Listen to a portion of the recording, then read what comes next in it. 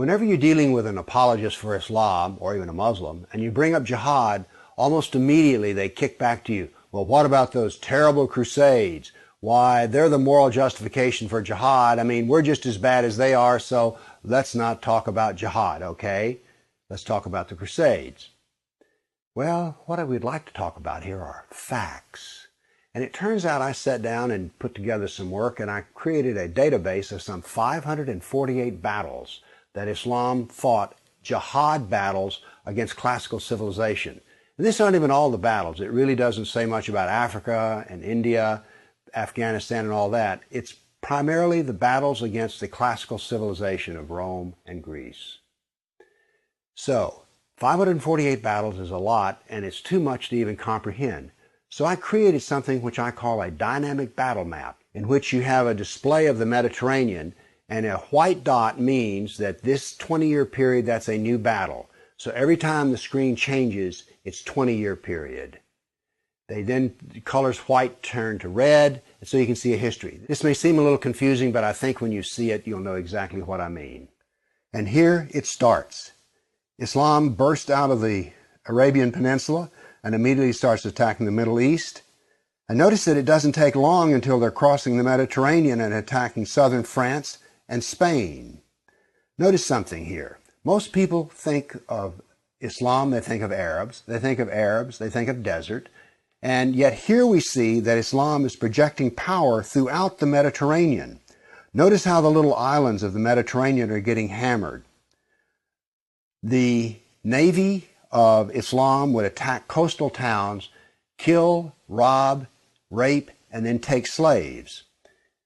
So this whole battle map, as it unfolds, you're seeing slaves being taken. Over 1 million slaves were taken out of Europe into the Islamic world. That's something you don't think about much, but it's absolutely true. There were over 200 battles fought in Spain alone.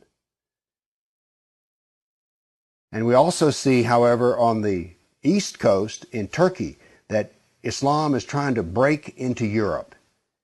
Now, what's going to happen is, in Spain, this ongoing fight that lasted for 400 years, the Christians are going to push back the Muslims. But now then what has happened over in the east is that Constantinople has fallen, and now then Eastern Europe is getting hammered. The jihad now comes to Eastern Europe. It's pushed out now of Spain. Northern Africa is now completely Islamic. The Middle East is completely Islamic. This is all jihad, relentless jihad. And why is it so relentless? Well, Muhammad was relentless in his jihad. And these people are good students of Islam, and so it's against the kafir, on and on. It was traditional that when the Sultan came to power, the brand new Sultan, he would immediately try to launch new wars, because he was going to be noted in his Islamic history as to how well he fought against the kafir. So that's what the jihad looked like over that time period, 548 battles. But remember, when you bring up jihad, people want to bring up the Crusades. So I also prepared a dynamic battle map of all the offensive raids of the Crusaders. Let's watch it and make a comparison. And so it begins. The Crusades enter into Turkey and the Middle East. Battles go on, but aren't there far fewer than you thought there might be? And here we go. The last battles are fought, and that is the end of the Crusades. So now then we can talk about some facts. Yes, there were Crusades, but notice they ended centuries ago, and jihad is being practiced today. Jihad has been with us for 1,400 years. There is no comparison between jihad and the Crusades, certainly not a moral comparison.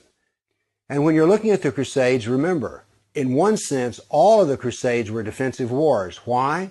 Well, as we saw on the first jihad map, it was Islam that came out of Arabia and conquered the Middle East, a Christian Middle East.